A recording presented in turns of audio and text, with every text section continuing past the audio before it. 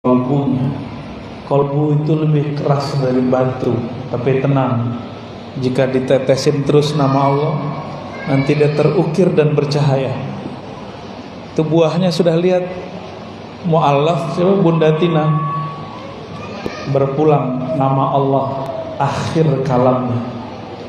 Benarlah kata Nabi, man kana akhiru kalamihi la ilaha illallah dakhalal jannah. Siapa yang akhir kalamnya la ilaha illallah pasti masuk surga. Kenapa tidak? Dia di dunia sudah masuk taman surga, maka dia meninggal langsung masuk surga. Salawat dan salam kita kirimkan kepada pemilik kunci surga, Sayyidina Muhammad sallallahu alaihi wasallam. Man nasiya salata aliyya khati'a tariqal jannah. Hadis Imam Ibnu Majah, hadisnya hasan. Siapa yang lupa sengaja berselawat kepadaku, dia akan khati'ah. Ketika hendak ke surga dia salah jalan. Masih di dunia akan salah ma'rifatnya kepada Allah. Apalagi kalau sudah mau wafat. Kita sudah banyak ketemu orang-orang yang ma'rifatnya ma'rifat setan. Ciri-cirinya nggak mau selawat sama Nabi, malah meremehkan Nabi, malah sering kemudian mengatakan, oh Muhammad yang dikubur di Madinah itu nggak usah, ya ada Muhammad dalam badan saya. Nah ini kalam-kalam berbahaya. Betul ada Nur Muhammad di dalam diri, tapi tidak boleh merendahkan Muhammad bin Abdullah.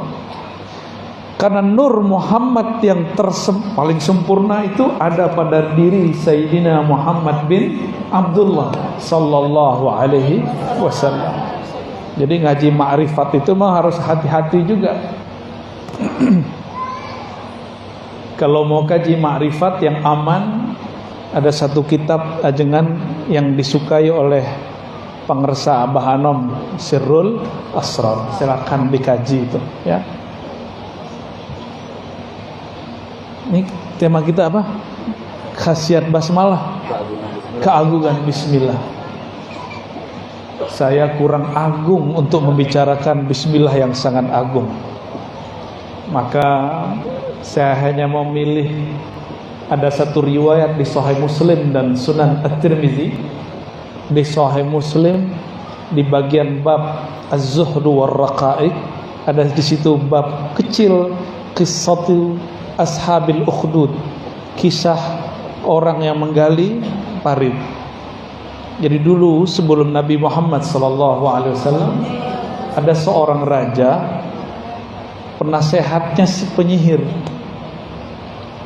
Jadi ternyata sudah jadi tabiat para pemimpin punya backup baik dari kalangan militer, ekonom, tapi juga punya penasehat dari kalangan ahli spiritual, tapi ahli spiritual dia seorang penyihir. Seorang penyihir, beda dengan Zulkarnain. Dia punya penasehat Nabi Allah Khidir. Beda dengan Nabi Sulaiman, dia punya penasehat, punya tim yang kemudian memindahkan istana Bilqis cukup dengan Ismul A'zam, nama Allah juga, bismillah juga, tapi bismillah pakai apa gitu. Jadi bismillah itu akan muncul rahasianya dengan berbagai macam rahasia jika ditambahkan setelah nama itu bismillah apa gitu. Untuk jaga diri bismillahirrahmanirrahim yadurru ma'asmi syai'un fil ardi wala fis sama. Untuk meruqyah bismillahi urqiq. Untuk makan bismillah aja cukup. Mau tambah Allahumma barik lana boleh. Itu mau makan. Kalau Buya dulu habis akad nikah, bismillahnya gimana Buya? Ada bismillahnya? Ada. Beda bismillahnya. Hafal nggak Bu? Bismillah ya Allahumma. Tuh. Buya nggak hafal. Lupa. Pura-pura lupa. Biar akad lagi katanya. Kalau mau nyembelih bismillahnya? Bismillahirrahmanirrahim. Akbar. Mau tidur bismillahnya? Kalau mau tidur baca Bismillahirrahmanirrahim, jiwanya melayang nanti. Kalau mau jalan Bismillahnya, Bismillahirrahmanirrahim. Ada semua Bismillah itu ada pasang-pasangannya. Kenapa? Bismillah itu miftah kulli syai', pintu segala sesuatu. Kolbu ini kalau nggak dibuka dengan Bismillah nggak kebuka. Maka dulu ada seorang raja, dia punya penyihir sakti. Tebak-tebakannya langsung jadi. Karena dulu sebelum zaman Rasulullah SAW itu pintu langit masih dibuka. Lahir baginda Nabi Muhammad SAW, pintu langit langsung ditutup. Maka dulu dukun dengan Nabi ramalannya hampir sama, berarti tidak sama. Apa yang mereka prediksi terjadi. Itu dukun-dukun di zaman dulu. Zaman sekarang saya nggak percaya sama sekali sama dukun, sama sekali. Kenapa pintu udah ketutup kok? Kecuali ada wali nyamar jadi dukun, atau orang yang disebut dukun tapi dia bukan dukun, dia ustadz. Karena orang kampung nih nggak bisa bedain mana beda dukun sama wali. Wali dia sebut dukun, dukun dia sebut wali. Sekarang banyak begitu. Lalu si dukun atau penyihir yang menjadi penasihat raja ini memanggil raja. Ini hebatnya dulu penasihat, boleh manggil raja. Tuan raja, kemarilah. Ada yang hendak aku sampaikan dan ini penting. Akhirnya tuan raja datang. Wahai guruku, dia anggap dia sebagai gurunya. Wahai penasihatku, apa gerangan denganmu? Lalu kemudian penyihir ini mengatakan, wahai tuan raja, tubuhku sudah menua. Ternyata si penyihir ini sudah tua. Aku khawatir ilmuku nanti tidak ada yang mewarisi. Lalu aku mati, tidak ada yang mengawalmu, tidak ada yang menasihatimu. Lalu kata si raja, carikanlah, kata si penyihir ini, pewaris untukku anak muda yang berbakat. Maka dia buatlah sayembara, cari pemuda yang berbakat. Dari sekian banyak pemuda, ada satu pemuda yang sangat unik, terpilih menjadi orang yang akan belajar mewarisi ilmu penyihir. Jadi ilmu sihir itu bisa diwariskan. Sebagaimana ilmu baca kitab bisa diwariskan, ilmu zikir bisa diwariskan. Walhasil, anak muda ini berangkatlah dari rumahnya, minta pamit kepada ibunya. Jadi berangkat pagi, pulang sore, pagi, pulang sore. Begitulah terus. Sampai di tengah jalan ternyata ada seorang kekasih Allah manggil dia. Disebut dalam kitab rahib, seorang rahib. Dulu rahib tidak menikah. Sekarang kalau Buya menikah, Buya jangan menikah. Alhamdulillah. Dulu rahib ustadz gak menikah dulu. Si rahib ini mengatakan, wahai pemuda, maukah kamu aku ajarkan yang lebih bagus daripada yang diajarkan penyihir? Ternyata si rahib ini dengar bahwa si pemuda ini terpilih. Ini laki-laki anak muda terpilih. Apa kata anak muda? Loh, kalau aku telat datang ke istana, nanti penyihir marah kepadaku. Kata si pemuda. Si rahib kemudian mengajarkan sedikit siasat, bukan bohong. Ini cuma siasat untuk kebaikan dia.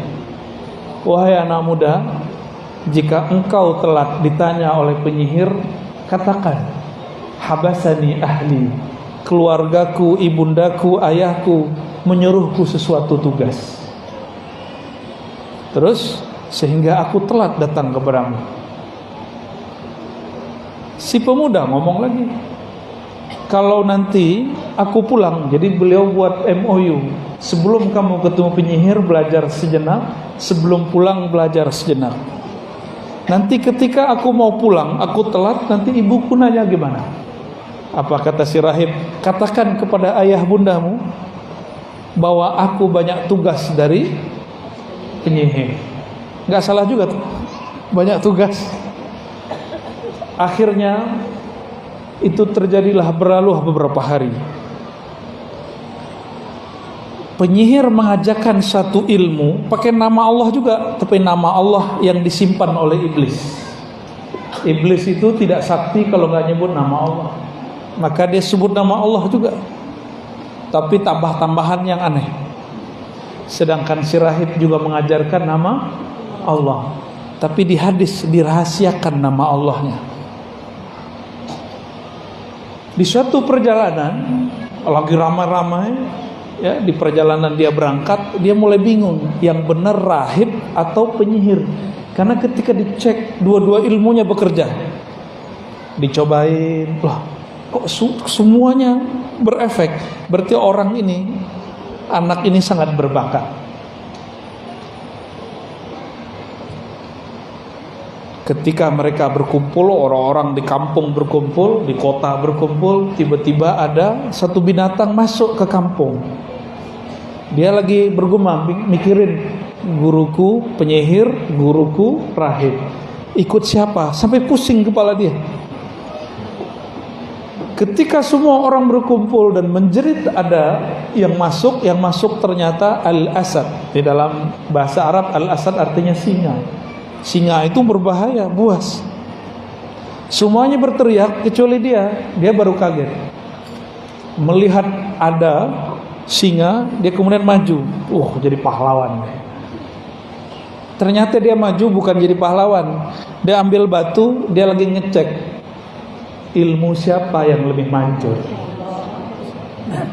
Apa kata dia? Yang pertama mengajarku bukan penyihir tapi rahib, karena sebelum ketemu penyihir ketemu rahib dulu. Kata dia, ya Allah, jika ilmu yang engkau ajarkan kepadaku melalui si rahib itu lebih hebat, afdal, dia nggak bilang lebih benar, lebih hebat daripada ilmu yang diajarkan penyihir, berarti ilmunya benar dua-duanya. Cuma ada yang lebih sahih, ada yang tidak sahih, ada yang lebih mulia, ada yang tidak mulia. Maka dengan batu ini ya Allah, matikanlah singa yang mengganggu penduduk. Dia ambil, dia baca doa bismillah yang diajarkan oleh si rahib. Bismillah ada tambahannya, cuma sayang bismillahnya apa nggak disebut. Jadi ini nggak bisa diajarkan ke Bapak Ibu, ke Buya ya, ke ajengan. Cuma ini rahasia, saya nggak boleh ajarkan. Ada sir yang sudah menyebutkan, itu dirahasiakan. Karena nanti efeknya bahaya. Nanti ada orang asik nanti berubah jadi dukun. Awalnya jadi rahib, lama-lama jadi dukun. Dia lemparlah, baca bismillah depannya, setelahnya titik. Dia lempar. Faramal asada faqutila. Lalu dia melempar batu kepada singa. Singanya kena, nggak tahu, belum kena barangkali sudah jatuh duluan singa. Itu bahasa guru saya dulu. Entah singanya jatuh duluan, entah batunya kena duluan, singanya sudah jatuh. Sebenarnya bukan batunya yang mujarab, bismillahnya yang mujarab. Mati singanya, kaget kan? Semua penduduk tadi melihat, bukan penyihir, bukan pula rahib, tapi anak muda yang dia terpilih. Melihat seperti itu, besok dia mau berangkat, datang lagi ke rahib, setelah ke rahib berangkat ke penyihir. Di perjalanan gosip menyebar, ada anak muda sakti punya guru, satu master kegelapan, satu master cahaya. Berarti dia yin yang ya. Anak muda ini didatangilah oleh orang-orang. Ada yang bawa anaknya penyakit kulit, ada yang buta, ada yang lumpuh, dibawa semua. Dia cuma usap bismillah, bismillah, Ada yang bismillah diludahi. Ada yang nggak sempat, cuma gini, saya mau jalan. Pegang doang sembuh. Ramailah pasien si anak muda, tapi dia tidak minta tarif. Cuma orang mengatakan, kamu sembuhkan anak saya kasih hadiah. Kayalah dia. Kabar ini sampai kepada raja. Raja senang awalnya. Wah, sepertinya murid penyihir sudah sukses melewati gurunya sang penyihir. Kayak cerita Harry Potter ya. Beda. Ini ceritanya di Najran. Cerita ini pernah terjadi di Najran, ya, masih di daerah Jazirah Arab. Dipanggillah oleh raja, dikirlah oleh raja, si pemuda ini mengamalkan zikir yang diajarkan, bacaan mantra yang diajarkan oleh penyihir. Ternyata tidak. Saya pernah belajar, saya kira orang itu ahli zikir, ternyata penyihir. Yang diajarkan zikir aja kan. Tapi semenjak saat itu, detik itu saya mengamalkan, tahu-tahu kuntilanak mendekat. Ternyata orang ini punya piaraan kuntilanak. Dia kalau ada hajatan, dia panggil kuntilanak. Sengaja bikin rusuh. Nanti supaya orang takzim ke dia usir kuntilanak. Ya, anak buahnya. Semenjak saat itu, saya jadi penakut. Padahal dulu tinggal dekat kuburan. Tidur pun di belakang rumah saya kuburan. Nggak ada takut.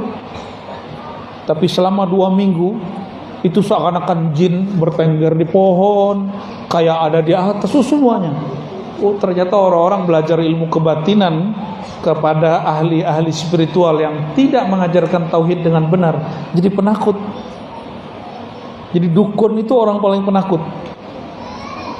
Penakutnya bukan main. Tapi anak muda ini nggak penakut. Diadili oleh raja, diuji ini dan itu, beres semua. Akhir ditanya, ilmu siapa yang kamu amalkan? Dia bilang, bukan ilmu penyihir. Saya belajar ini dari seseorang, tapi dulu punya MOU dengan si rahib. Kamu jangan kasih tahu siapa aku. Tapi karena dia dipaksa, maka dia kasih tahu. Aku diajarkan oleh seorang rahib. Ternyata si rahib ini sudah tua juga. Dulu kawan daripada penyihir. Penyihirnya, karirnya, Masya Allah. Tapi dia punya kegelapan di dalam jiwanya. Sedangkan si rahib, dia tidak mencari popularitas, tapi doanya mustajab. Karena si pemuda ini banyak orang yang sembuh olehnya, maka orang-orang mengikuti dia. Orang lebih takzim kepadanya daripada raja. Ketika dia mengatakan yang mengajarku seseorang tapi bukan penyihir, dicari tahu, ketemulah si rahib. Si rahib diadili lalu digergaji. Tahu dari gergaji? Pernah kena suntik. Ada yang ahli suntik nih, anaknya Bu Hajah nih, bisa nyuntik nih, aulia. Disuntik aja sakit ya, kegores sedikit sakit. Ini digergaji. Ternyata sebelum anak muda ini diadili, dia sudah dipanggil oleh sang rahib. Kata sang rahib, wahai Ananda, engkau telah mencapai yang aku belum pernah mencapainya. Engkau diberikan kehebatan yang mana aku belum pernah mempraktekkannya. Ternyata si rahib ini nggak pernah praktek ngobatin orang, nggak pernah ngambil batu terus ngelempar singa mati singanya. Dia cuma mengamalkan itu untuk dirinya dan dirinya tenang. Hanya untuk itu. Lalu kata sang rahib, barangkali ini akhir pertemuan kita. Benar. Setelah itu dia digergaji, dibuang. Si pemuda ini karena sakti, rajanya takut. Panggil jenderal-jenderal semua. Buang si pemuda sakti ini ke bawah jurang. Dibawa ke tebing, tebingnya paling curam, dilempar. Dilemparnya sore, besok pagi udah duduk di samping raja. Raja stres ngeliat dia. Salah siapa ya? Akhirnya dipanggil lagi angkatan laut. Jenderal angkatan laut sini. Ini anak muda, kamu kerjain. Bawa nanti di borgol sampai di tengah laut, lepaskan dia. Dengan borgol-borgolnya jangan dilepasin. Diceburin masuk ke laut, nggak dibantu. Sang Laksamana pulang. Tapi Laksamana sampai di istana, di pintu istana ada dia lagi stres juga jenderalnya. Dibawa lagi ke raja. Anehnya, ini pemuda nggak lari. Ini hebatnya ini ya pemuda, nggak lari. Dia punya target. Dia ingin mengalahkan Tuhannya sang raja. Ingin kemudian mempermalukan raja dengan semua kejahilannya, supaya umat kemudian tahu siapa dia. Walhasil dia diadili lagi. Raja kemudian berkalam banyak. Terus dia bilang, si pemuda, wahai Tuan Raja, nggak usah repot-repot bunuh saya. Saya tidak akan mati. Inilah asal muasal ilmu debus. Ini asal muasal ilmu. Berarti debus itu bukan ajaran sihir. Debus itu aslinya karomah para aulia. Si pemuda ini ngomong gini, mirip kayak Nabi Ibrahim, cuma ini lebih dahsyat. Wahai Tuan Raja, engkau baru mampu membunuhku jika engkau menyalibku lalu memanahku dengan satu bacaan. Rajanya semangat. Hanya engkau yang bisa memanahku, tapi dengan satu bacaan yang nanti aku bisikkan kepadamu. Kata si raja, oke. Besok pagi dia disalib. Jadi dulu biasa orang-orang yang mau dihukum disalib. Jadi itu bukan ajaran Kristus. Itu memang sudah kebiasaan orang lama. Tahanan-tahanan, orang jahat, orang-orang yang dibenci oleh penguasa, dia kemudian disalib. Setelah disalib, dia kemudian ngambil panah si raja ini, lalu membaca yang dibisikkan malam tadi kepadanya. Tolong kamu hafalkan ini, kata si anak muda. Hanya kamu yang boleh membaca ini dan yang mujarab baca ini. Yang lain tidak. Panglima tidak, jenderal tidak, para jurid tidak. Karena semua kesaktian mereka itu di bawahku semua. Lebih sakti daripada panglima dia. Maka dia ambil panah yang paling bagus, diarahkan ke jantung si pemuda. Dia bacalah. Si pemuda mensyaratkan kamu membacanya dengan keras sehingga terdengar oleh semua yang hadir. Dia bacalah, Bismillahi Rabbi hazal hulam. Ada yang tahu artinya? Selain Buya dan Ajengan. Bismillahi, dengan nama Rabbi haza hulam, pemuda. Dengan nama Allah, Tuhan yang disembah oleh anak muda ini. Melesat kena jantungnya, dia langsung mati. Karena si pemuda itu kolbunya berisikan nama Allah. Tidak akan tembus kecuali panahnya diisi dengan kalimatullah. Tembus, benar-benar tembus. Dan dia mati. Disitulah kemudian datang Perdana Menterinya. Wahai Tuan Raja, engkau telah dikalahkan 3 kali lipat. Maksudnya apa? Pertama, engkau dikalahkan dengan kalahnya penyihir, kalahnya si singa. Yang kedua, engkau kalah karena banyak orang sembuh oleh si pemuda. Yang ketiga, engkau kalah, engkau telah membaca nama yang disembah oleh. Itu semua yang hadir langsung bertobat kepada Allah, bersyahadat dan mengatakan, kami bersaksi menyembah Tuhan yang disembah oleh pemuda ini. Itulah semuanya bergetar di tempat itu. Apa sikap raja? sang raja udah tahu kebenaran tapi dia masih tolak. Itulah sombong. Sombong itu ciri-cirinya tahu kebenaran dia tolak. Gengsi. Sudah lama dia jadi Tuhan. Apa dikatakan, semua Algojo disuruh gali parit, siapa saja yang tidak mau kembali menyembahku maka akan dikubur hidup-hidup. Itulah yang diceritakan dalam surat Al-Ukhdud itu. Qutila ashabul ukhdud, ya, tentang parit. Itu kejadiannya. Dan di masa Sayyidina Umar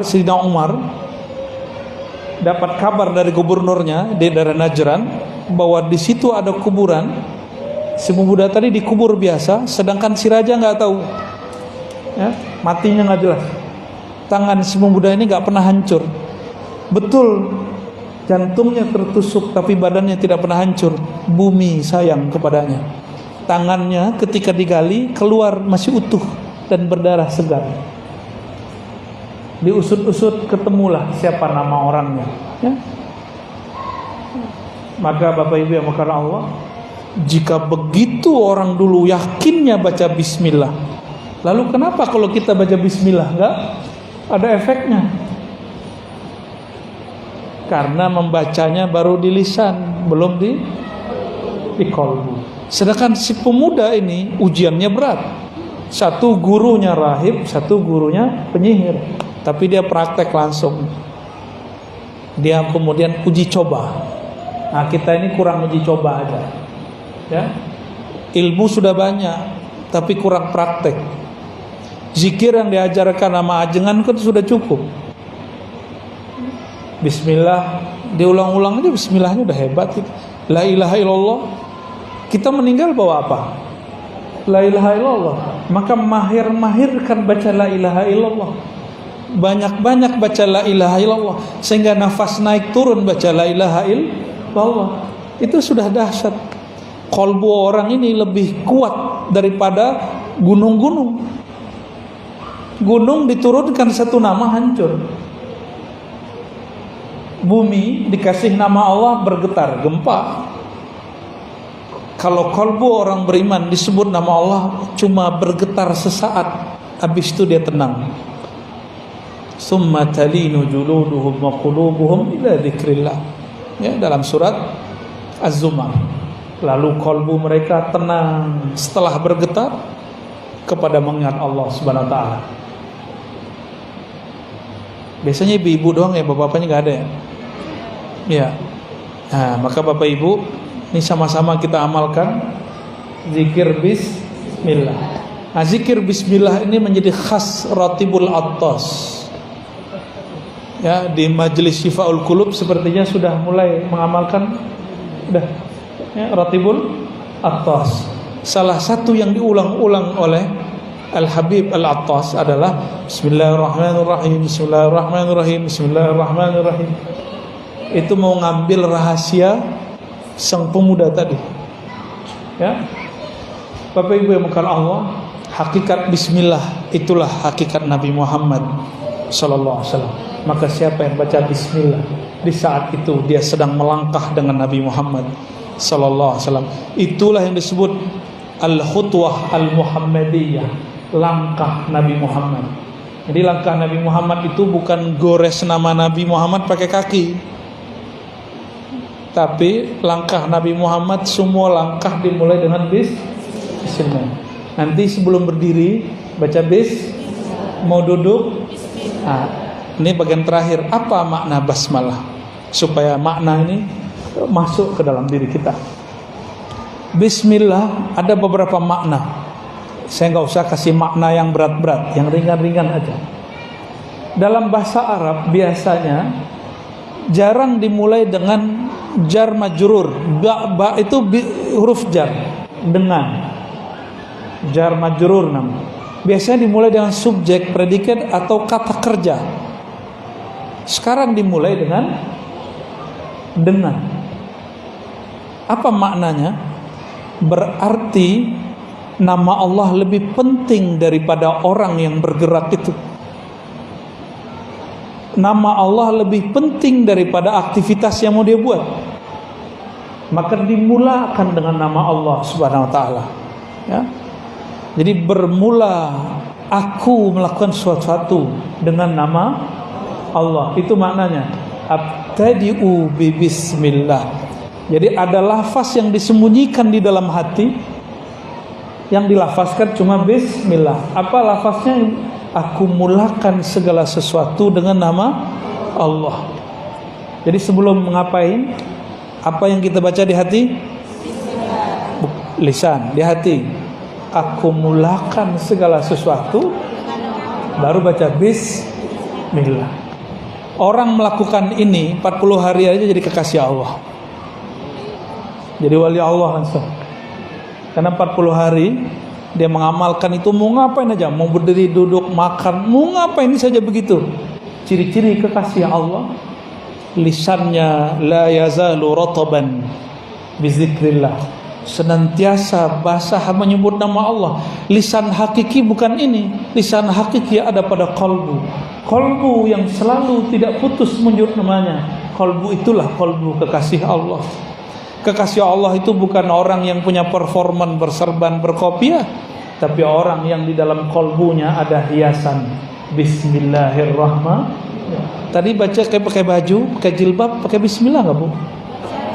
Beneran. Copot baju baca bismillah nggak? Beneran. Ntar diintip sama jin-jin nakal. Jadi yang minat sama tubuh kita ini bukan hanya manusia, makhluk halus bernama jin. Ini bukan memfitnah jin loh Pak ya. Itu minat sama tubuh ibu-ibu, tubuh bapak-bapak ini. Hati-hati, ada jin nakal juga Pak, bisa ngerayangin jangan mau buya ini. Tapi kalau mereka buat dipegang, kebakar, jinnya kebakar, panas. Ada nama Allah di dalam badannya. Alhamdulillah. Mau nama Allah mengalir di setiap darah, amalkan zikir khafi yang diajarkan ajengan. Zikir khafi udah diajarin. Zikir khafi setelah baca la ilaha illallah, diam, lidah dikunci, jantung kolbu ikatkan dengan namanya. Sebut nama Allah, Allah, begitu, Allah, Allah. Maka setiap darah itu memompahkan darahnya, jantung memompahkan darah ke seluruh tubuh. Di darah itu ada namanya. Kalau nanti malaikat maut mau cabut, dilihat ada nama Allah. Wah, ada engkau ya Allah, namamu. Maka dia lapor, ya Rabb, di dalam tubuh si fulan ada namamu, sedangkan engkau tidak pernah jauh dari hamba yang ada namamu. Apa kata Allah? Lembutkan ketika engkau mencabut nyawanya. Nggak bisa juga. Maka ada satu jalan lagi. Orang kalau baca nama Allah, kolbunya langsung dipindahkan. Detik itu orang baca nama Allah dipindahkan ke taman surga. Cuma kita nggak nyadar kan? Jadi setiap orang yang zikir, di detik dia berzikir, ruhnya Allah pindahkan ke dalam taman surga. Cuma orang itu nggak sadar. Kenapa? Kolbunya punya mata basirah belum terbuka. Kalau Allah bukakan sekali, dia akan merasakan minimal ketenangan. Tenang itu sudah di surga itu.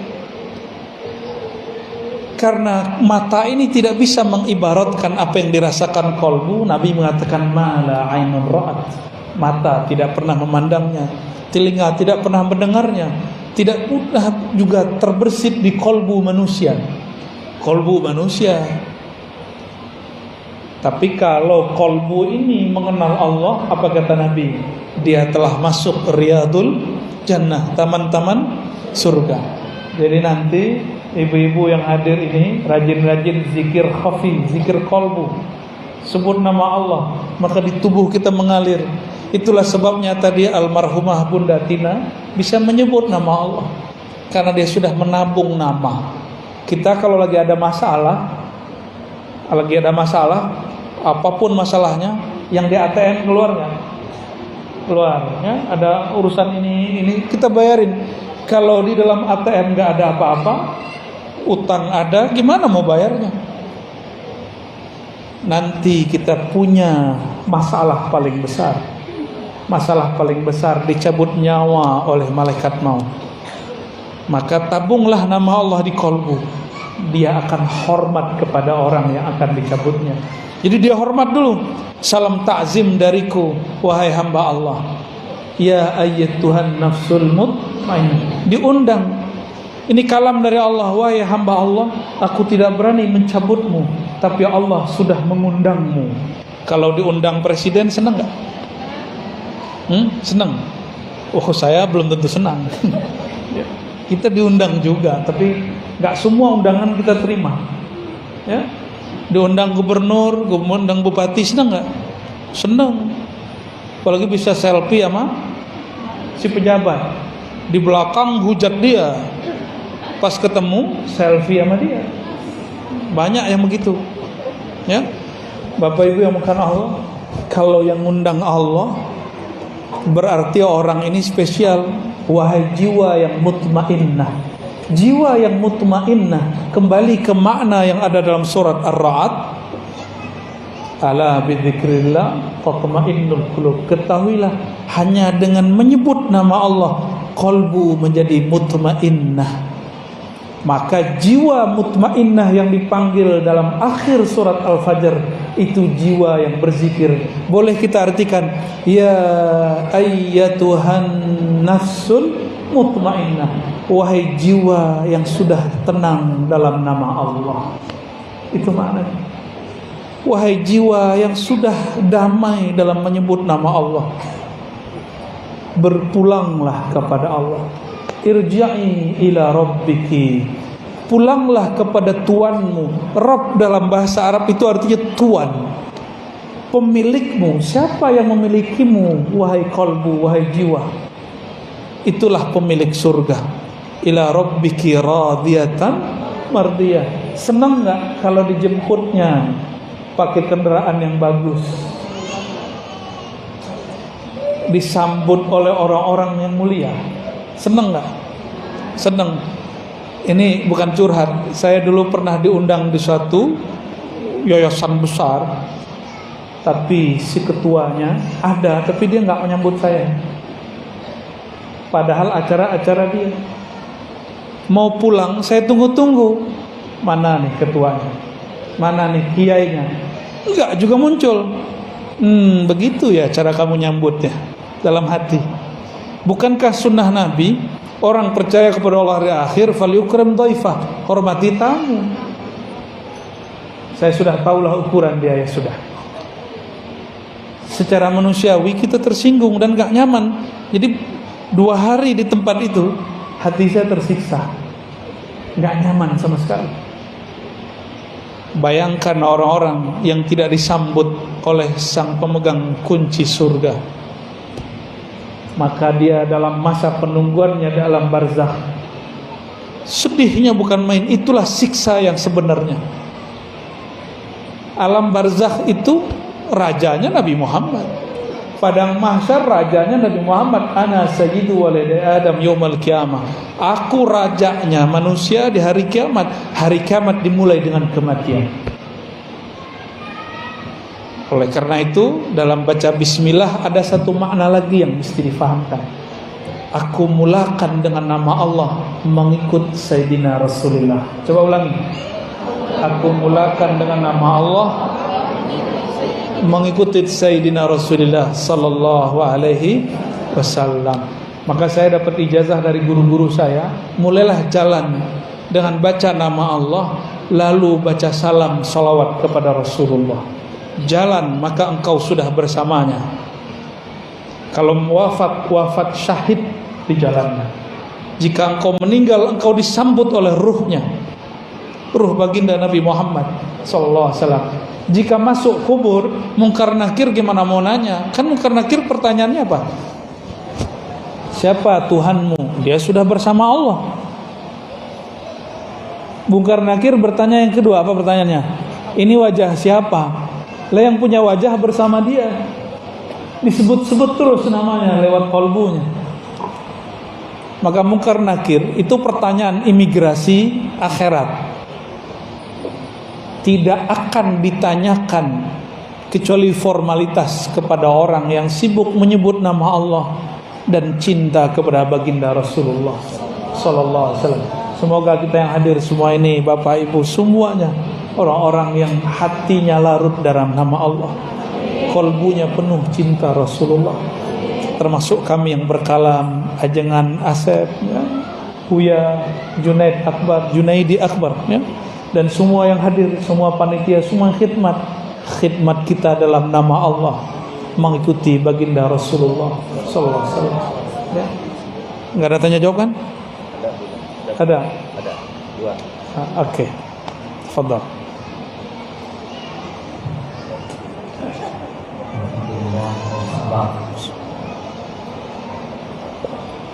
Sungguh mengekarkan kolbu-kolbu kita hari ini apa yang disampaikan oleh Buya Ar-Razi Nasib.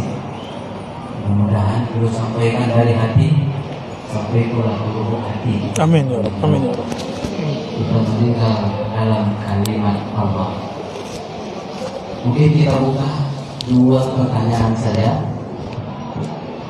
Ada tadi yang sempat menulis? Kalau sudah ditulis sampaikan ke depan atau langsung? Silakan. Oh iya, dari depan dulu. Ya, anak muda kita nih. Bismillahirrahmanirrahim. Assalamualaikum warahmatullahi wabarakatuh. Mohon izin kepada Tuan Guru Buya Ar-Razi Nasib dan juga Ustaz Junaidi Akbar dan juga Ustaz saya Ustaz Asep Rohani. Mohon izin menyampaikan Ustaz dan izin Pak yang ini hal kita kalau bertawajuh Buya, apakah bertawajuh lidah kita, kalau saya pribadi Buya, itu lidah saya belum bisa untuk dilengkapkan ke langit-langit, karena ketika saya tempelkan lidah saya ke langit itu belum bisa zikir dengan kopi itu Ustaz. Apakah itu diperbolehkan? Mohon izin untuk mengenai tawajuh Ustaz, karena saya juga mohon doanya, insya Allah saya berkhidmat di majelis zikir juga Ustaz. Saya selaku pemuda, umur saya masih 22 tahun Ustaz. Mohon doanya untuk selalu hati saya dapat beristiqomah untuk berzikir kepada Allah Subhanahu wa taala. Sekian wabillahi taufiq wal hidayah. Wassalamualaikum warahmatullahi wabarakatuh. Assalamualaikum. Memejamkan mata, mengunci lidah. Mengunci lidah itu tidak mesti dilipat. Yang penting lidahnya tidak sibuk dengan yang lain. Namun bagi orang yang kalbunya belum hidup, oleh para imam kita dianjurkan membacanya dengan lidahnya. Allah, Allah, Allah, begitu. Itu boleh. Cobain Bu. Ya, pejam matanya, pegang dadanya, ikuti. Ya Allah, Ya Allah, sama-sama. Ya Allah, iyanya hilang. Allah, Allah. Nah, lidahnya tidak digerakkan lagi, mulut dikunci, mata tetap dipejam. Sebut nama Allah dalam kalbu. Allah,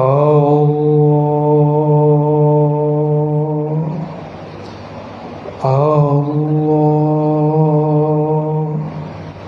Ya Allah, Muhammad Rasulullah SAW. Ya, cukup. Terasa nggak terasa, nama Allah sudah masuk. Ya, jadi rasa itu nggak mesti dikunci lidahnya. Yang penting kolbunya bergerak menyebut nama, karena hakikat yang menyebut nama itu kolbu. Tapi jika kolbu belum bisa sendiri, temani dengan lidah. Allah, Allah, Allah. Ya. Tapi sebaik-baik zikir khafi, ma khafi, yang suaranya tidak terdengar. Kita baca dengan lidah tapi cuma kita yang dengar. Itu juga boleh. Ya, jadi jangan sampai kalau lidahnya belum dikunci ganggu orang. Gitu ya. Nikmat orang yang kolbunya ada nama Allah, hidupnya nggak pernah kesepian. Berarti orang-orang yang kesepian siapa? Yang kolbunya sepi dari nama Allah.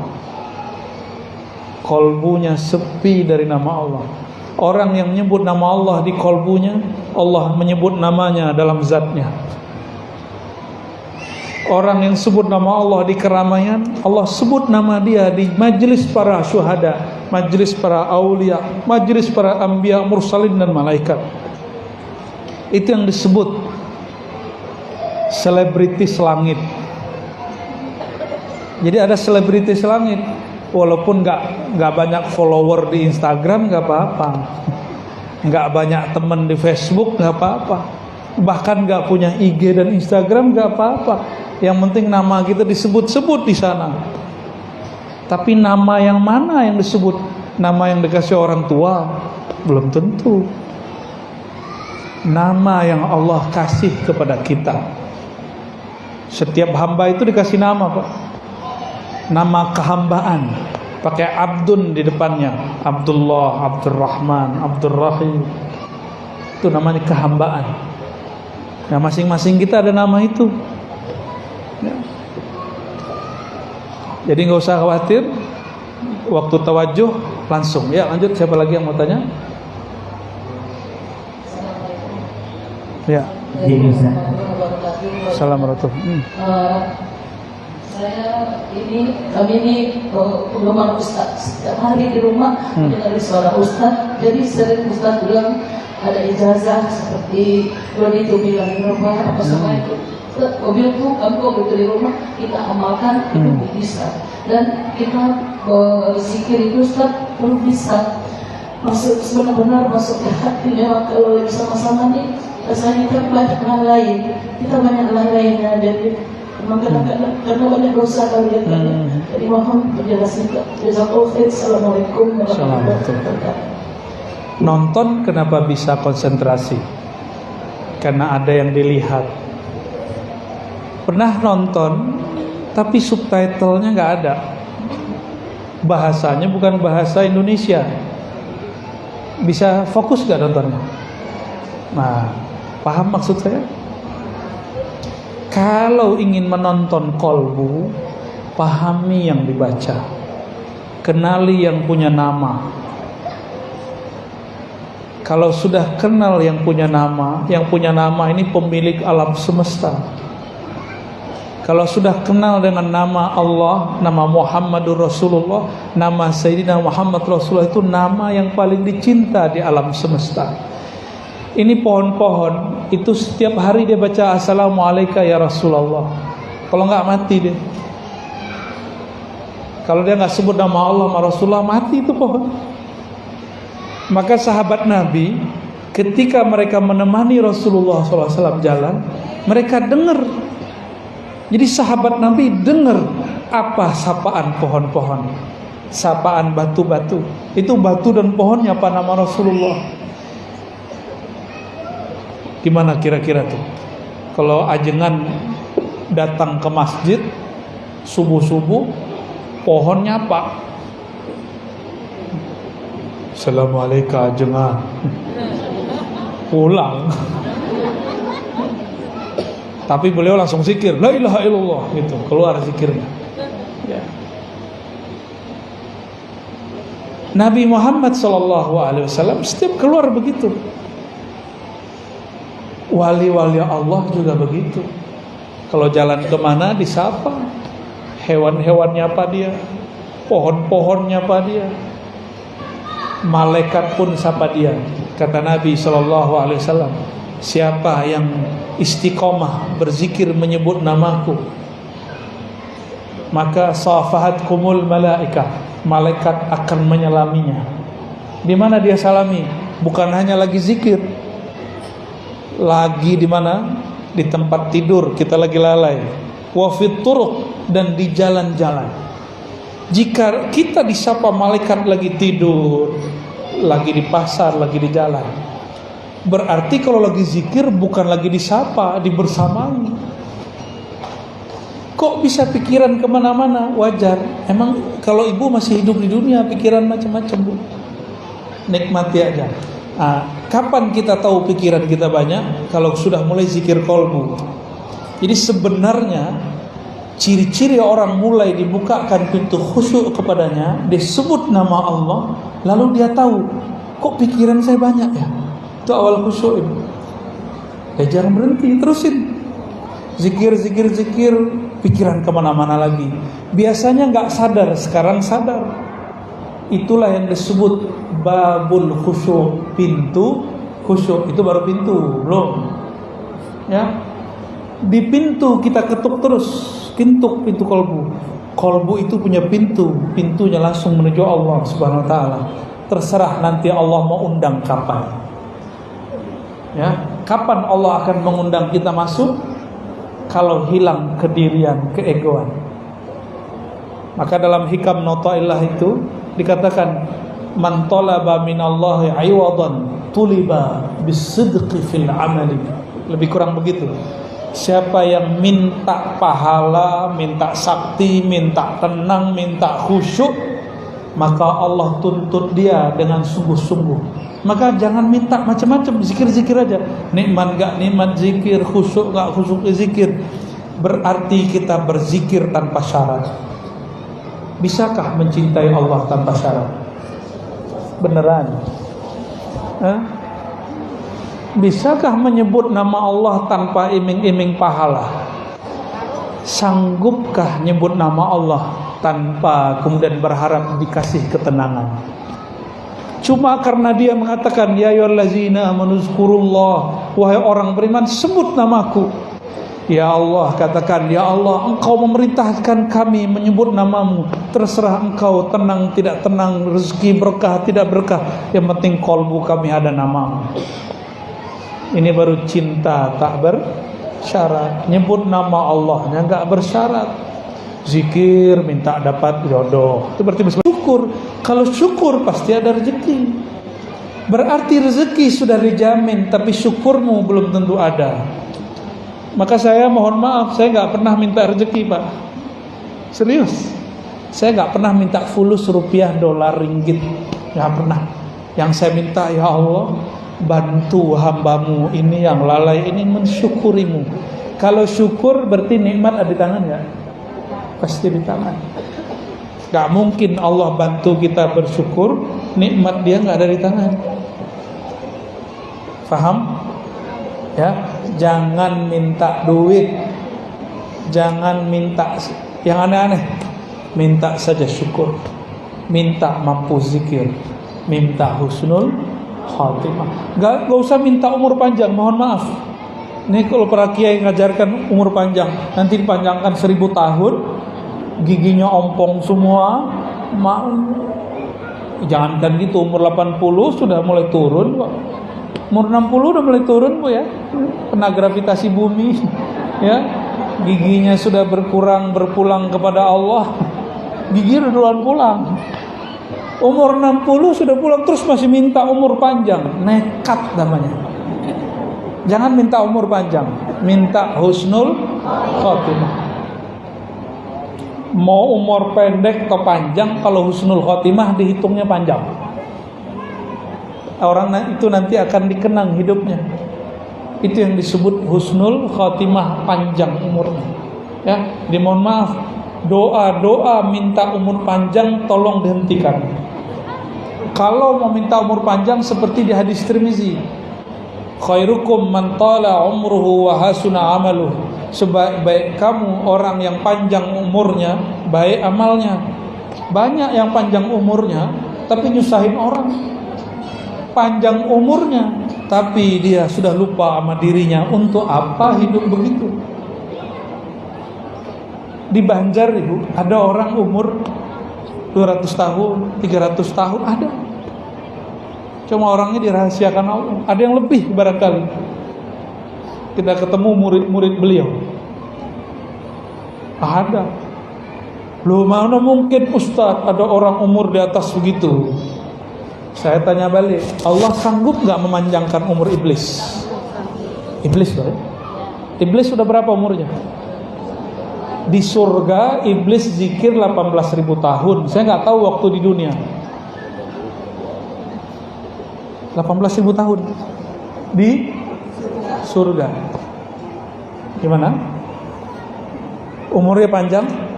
Allah sanggup memanjangkan umur iblis? Masa Allah nggak sanggup memanjangkan umur Nabi Khidir? Masa Allah nggak sanggup memanjangkan umur wali Allah?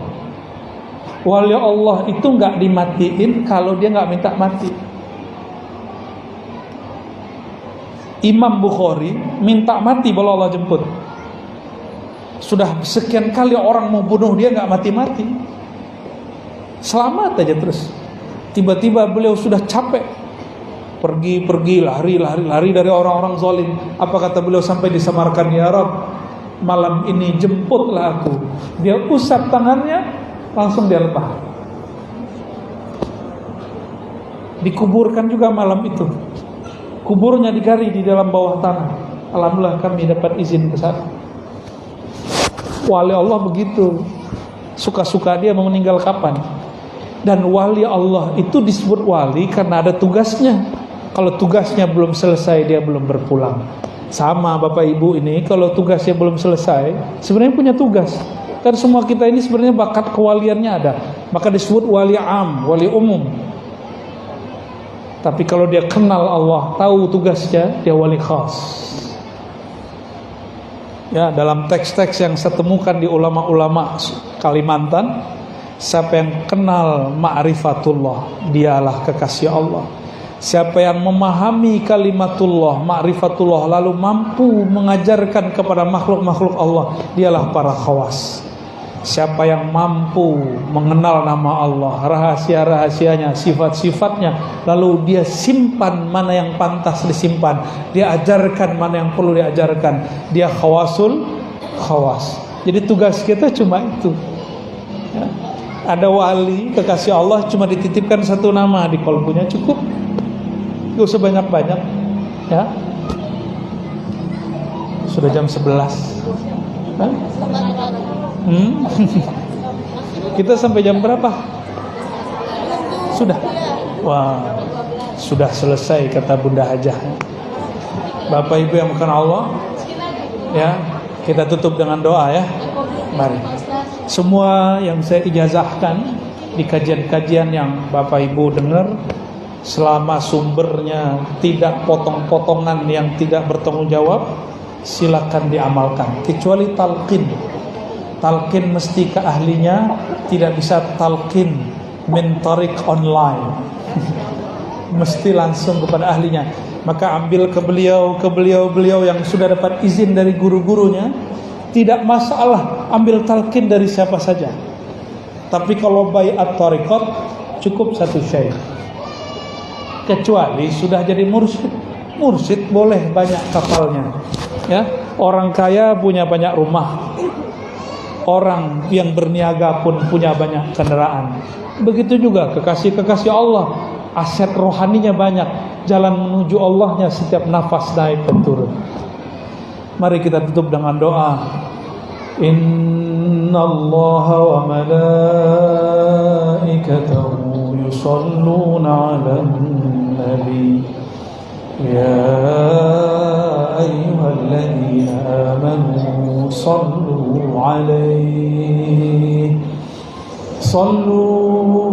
'alaihi wa sallimu taslima. Labbaik Allahumma salli wa sallim wa barik 'alaihi. Salat Jibril. Sallallahu ala Muhammad sallallahu alaihi wasallam. Sallallahu ala Muhammad sallallahu alaihi wasallam. Sallallahu ala Muhammad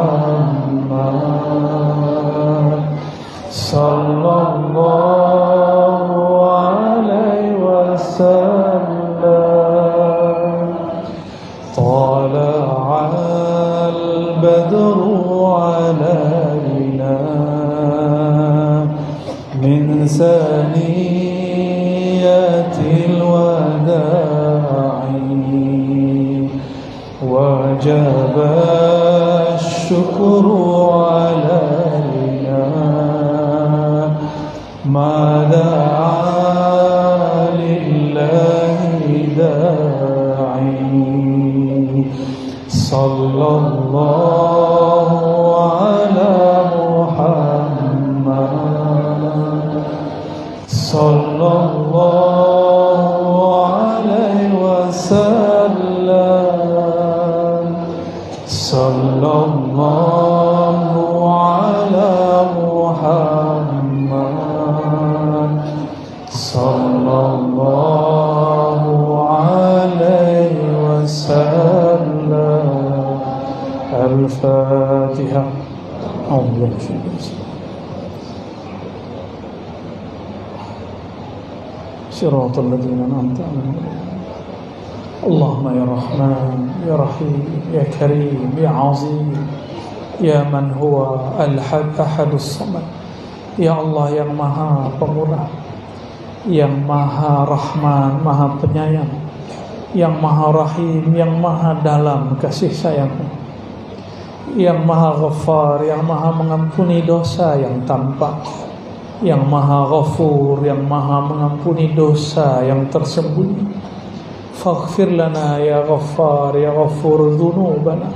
Ya Allah, siang ini kami mengakui semua dosa-dosa kami. Dosa mata yang memandang, dosa telinga yang mendengarkan, dosa lisan yang menyakiti, sadar atau kami tidak menyadarinya, dosa perut yang pernah makan yang haram, yang syubhat, dosa tangan yang menyuapi mulut ini tanpa menyebut nama Engkau ya Allah, dosa kemaluan kami, tangan kaki kami, dosa dari ubun-ubun sampai ujung kaki. Ampunkan ya Allah semua dosa kami. Dosa solat yang tidak khusyuk, dosa kolbu yang khianat, dosa kolbu yang sombong, dosa kolbu yang ada iri dengki, dosa kolbu yang di dalamnya ada nama selain Engkau ya Allah. Ya Allah, Engkau mengatakan melalui lisan Nabi-Mu, yanzuru ila qulubikum, Engkau hanya memandang ke dalam kolbu kami. Tapi maafkan, ampun beribu ampun ya Allah, di kolbu kami nama-Mu belum bertahta ya Allah. Di dalam kolbu kami masih ada nama dunia ya Allah, nama pekerjaan, pasangan, anak-anak ya Allah, nama yang tidak Engkau sukai ya Allah. Allahumma ya Allah, dengan izzah-Mu ya Allah, dengan kekuatan-Mu ya Allah, dengan nama-Mu Al-Kabir ya Allah, kecilkan selain nama-Mu ya Allah, besarkan hanya nama-Mu dalam kalbu kami ya Allah. Allahumma ya muqallibal qulub ya musarrifal qulub sabbit qulubana ala dinika wa ta'atik. Ya Allah, kami telah berusaha zikir, tapi di tengah zikir kami tidak khusyuk ya Allah. Maka dengan keagungan-Mu, kemurahan-Mu ya Allah, sabbit qulubana, tetapkan qalbu kami. Nikmat tidak nikmat, istiqamahkan kami ya Allah. Khusyuk tidak khusyuk, istiqamahkan salat kami ya Allah. Allahumma ya Allah, jagalah negeri kami ya Allah, jagalah ulama-ulama kami ya Allah, umara-umara kami ya Allah, jagalah guru-guru kami ya Allah, jagalah orang tua kami ya Allah. Ampuni dosa-dosa mereka ya Allah. Jagalah pasangan kami ya Allah, jagalah anak keturunan kami ya Allah, saudara-saudara kami ya Allah. Wabil khusus siapapun yang hadir dan mendengarkan kajian ini ya Allah, turunkan nur-Mu ke dalam kalbu semua kami ya Allah. Allahumma ya Allah, ya Allah, dalam kalbu kami ada kegelapan, sedangkan Engkau menyebut diri-Mu nurun ala nur. Maka ya Allah, berikan setetes cahaya di dalam jiwa kami ya Allah. sehingga kami memandang siapakah engkau, siapakah nama nabimu, siapakah yang kami sembah, siapakah yang kami salawati. Wa biiznika ya Rabbana wa bihaqqi nabiyyika ya Rabbana fashfa'na fid darain warzuqna ru'yata nabiyyika Muhammad sallallahu alaihi wasallam fi hadhihi ad-dar wa fi tilka ad-dar. Izinkan kami ya Allah memandang wajah syahdunya Rasulullah di muka bumi ini ya Allah, dan nanti di akhirat ya Allah. Wa sallallahu ala sayyidina Muhammad sahibil wajhil karim wa ala alihi wa ashabihi al-aqram wa sallallahu alaihi wa ala ahli baitihi wa zurriyatihi wa warasatihi wal mahdi khalifatihi wa sallam walhamdulillahi rabbil alamin. Mohon maaf dari kami. Sekian, semoga bermanfaat. Assalamualaikum warahmatullahi wabarakatuh.